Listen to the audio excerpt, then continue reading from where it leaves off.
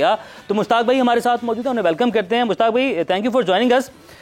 सबसे पहले यही सवाल, अभी पाकिस्तान ने 4 विकेट पर रन्स तो बना लिए हैं और रिजवान ने सेंचुरी कर दी, बाबर ने 80 रन बना दिए। वो लड़के हैं जिनका हमें पता है कि हाँ ये तो चलेंगे, टीम इनकी जो है परमानेंट प्लेस है, इसमें तो कोई सवाल ही नहीं, कोई बात ही नहीं दूसरी। लेकिन सवाल ये था कि फ़खर जमान आपने कल कहा था कि आज अपनी फॉर्म बहाल करने का उनके पास एक बेहतरीन मौका होगा, आज उन्हें चांस ही नहीं दिया गया, ओपन उनको करवाया नहीं गया। बिस्मिल्लाहिर्रहमानिर्रहीम। आई थिंक मुझे ये था कि शायद गैप आया, ब्रेक आई है। ब्रेक के बाद ये जो पिचेस है ना, इंडियन पिचेस, ये फ़खर को बहुत सूट करती हैं क्योंकि यहाँ पे इतना बहुत फ्लैट पिचेस होती हैं। तो आई थिंक मुझे ये लग रहा था कि शायद वार्म अप मैचेस में इसको खिला के इसकी फॉर्म वापस लेंगे, क्योंकि नीदरलैंड के खिलाफ पहला मैच जो है वो ऐसी बॉलिंग नहीं है उनकी कि फ़खर उनको हैंडल नहीं कर सकता, तो वो अच्छा है फ़खर के लिए वो अगर खेले। बट आई थिंक जो उनकी पॉलिसीज मुझे लग रही है अब्दुल्ला शफीक और इमाम के साथ, मुझे लगता है ये पहले मैच में उतरेंगे वर्ल्ड कप के। ठीक है मुश्ताक भाई, जो आपने इसके बाद जो चेंज किया गया, ये फैसला आप क्या समझते हैं? फैसला दुरुस्त ही, और क्या आज अच्छा मौका नहीं था कि फ़खर जमान को, क्योंकि आपने प्रेस कॉन्फ्रेंस में आपके चीफ सेलेक्टर ने भी कहा, आपके कप्तान ने भी कहा कि वो हमारा मेन हथियार है, बड़े मैच का प्लेयर है और फ़खर जमान के बगैर आपकी टीम मुकम्मल नहीं होती। तो अगर टीम मुकम्मल नहीं होती तो आज ये बेहतरीन मौका था, जिस तरह की विकेट है, जिस तरह का वार्म अप मैच है, इसमें कोई प्रेशर भी नहीं है, उनको खिलाया जाता है यहाँ पर।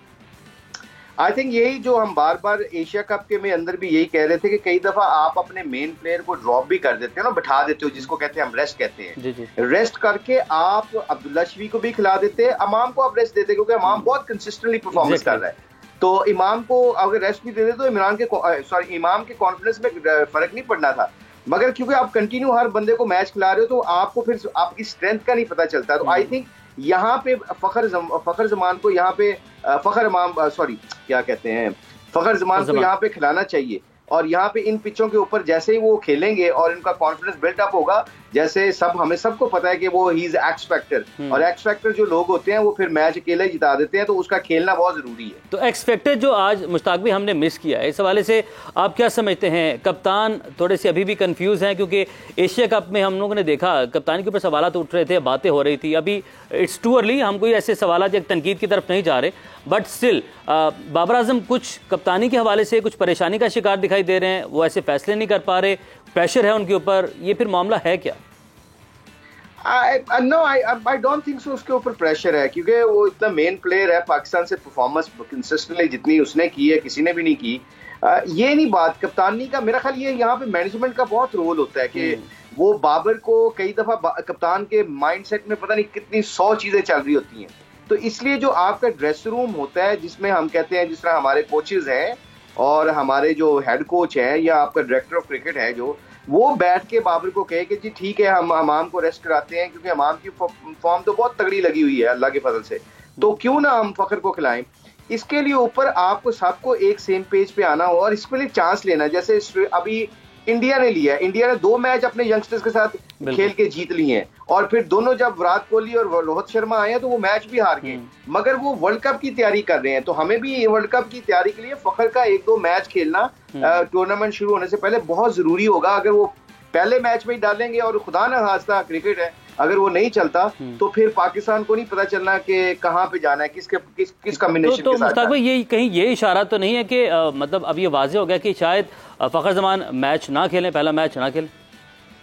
हाँ ऑफ कोर्स, जब आप अपने अब्दुल्ला शफीक को खिलाते हैं और आप इमाम के साथ जाते हो तो आप वो कॉम्बिनेशन के साथ जाते हैं ना कि हमारे पास ये 2-3 मैच हैं और पहले मैच से पहले हमने ये ट्राई करना ये कॉम्बिनेशन कैसा चलता है, क्योंकि एशिया कप में ऑब्वियसली अब्दुल्ला शफीक ने 50 किया और उसका हक भी बनता है। मगर मैं हैविंग सेड दैट कि मुझे ये लगता है कि इमाम को आप रेस्ट दे देते, या बाबर खुद भी रेस्ट कर सकता था, कोई ऐसा मसला नहीं। रिजवान को रेस्ट दे देते, कोई दूसरा कीपर खिला सकते हैं, इमाम को आप कीपिंग भी करा सकते हैं। खुदा ना खास्ता देखे ना, रिजवान की तो फॉर्म बहुत अच्छी लगी हुई है अल्लाह की मेहरबानी से, तो रिजवान को आई थिंक रिजवान या इमाम या बाबर में से एक रेस्ट कर लेता और ये 3-4 लड़कों को खिला देते जिनकी फॉर्म नहीं लगी हुई, उनको खिला के डालते, उनको रन्स करवाते, ताकि आने वाले मैचों में इनके लिए आसानी हो जाए। इनके लिए आसानी जो होती है। हाफिज इमरान भी हमारे साथ मौजूद हैं, उन्हें भी खुशामदीद कहते हैं। हाफिज बहुत शुक्रिया ज्वाइन करने के लिए।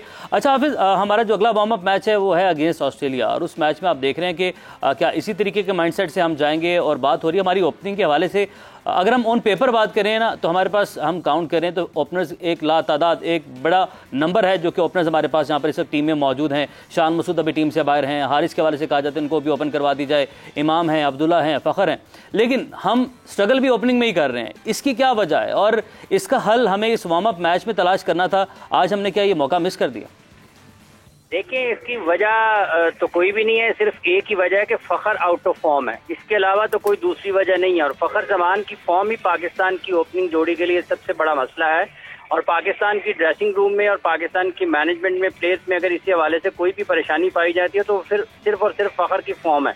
फ़खर फॉर्म में वापस आ सकते हैं, जैसे आज उन्होंने ड्रॉप किया है, फ़खर को आराम का मौका दिया है। तो जब आप मुसलसल खेल रहे होते हैं, एक चीज ये जरूर हो सकती है कि बाज़ औक़ात इस तरह के प्लेयर्स अगर मैच से दूर होते हैं तो उनको अपने आप को कुछ नजरसानी का मौका मिलता है, कुछ आराम मिलता है। तो एक दो मैचेस अगर वो बाहर बैठते हैं, वापस आते हैं तो उनकी फॉर्म लग भी जाती है कि आप नेट्स में लंबी बैटिंग कर लें, कुछ किस्म की चीजें कर लें, तो आपको कम से कम ये हो जाता है कि आप, वो एक चांस होता है। क्योंकि फ़खर की टेक्निक का तो इशू नहीं है, वो टेक्निकली तो वो बल्लेबाज नहीं है कि उनसे वो टेक्निक में कुछ उनकी खराबी आ गई है या उनको कुछ बॉल, उनका हैंड है, कोऑर्डिनेशन ठीक नहीं चल रहा, उनका टाइम ठीक नहीं चल रहा बुनियादी तौर पर।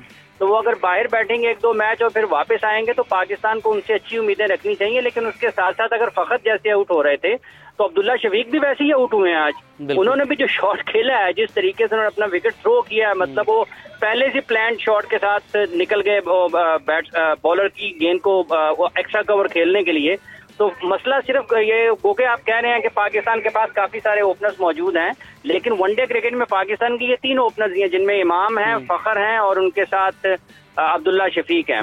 तो कोई गैर मामूली तब्दीली की पाकिस्तान को जरूरत भी नहीं होनी चाहिए। आप वर्ल्ड कप स्पेशलिस्ट प्लेयर्स के साथ ही जीतते हैं, और आपकी जो जब आप मैचेस जीतते हैं तो आप अच्छे प्लेयर्स के साथ जीतते हैं। जब आप टूर्नामेंट जीतते हैं तो अच्छी टीमों के साथ जीतते हैं। तो पाकिस्तान को टूर्नामेंट अगर जीतना है तो अच्छी टीम एफर्ट की जरूरत होगी। अच्छी टीम तो हमने अपनी जो है इमरान वो चुन के उसका इंतखाब करके हमने भेज दिया है। अब उसको खिलाना कैसे है ये टीम मैनेजमेंट का, कप्तान का काम है।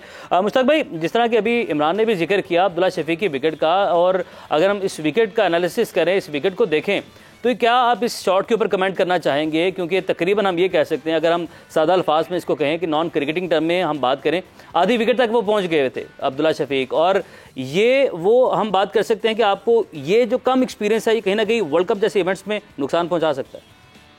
देखिए, एक तो आई एम रियली सॉरी, मैं देख नहीं सका उनका डिसीजन, उनको आउट होते देख नहीं सकता, तो मैं अपनी ओपिनियन कायम करते हुए मुझे हेजिटेशन हो रही है।